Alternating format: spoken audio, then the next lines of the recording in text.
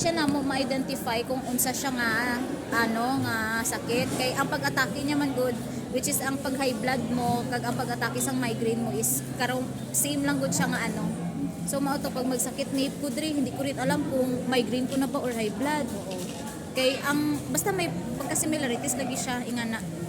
Tapos ang signs sang family ko is nagasuka-suka ko na murag buntis ana daghan kay signs tapos basta daghan mga bawal sa akon nga pagkaon before pero karon ginakaon ko na but limit lang. And then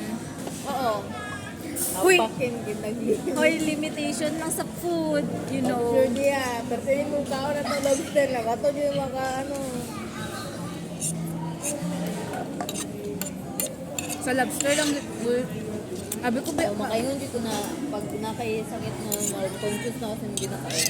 Mama na ko rin, hindi mo kaon din. Mga paborito niya sa anang crabs na.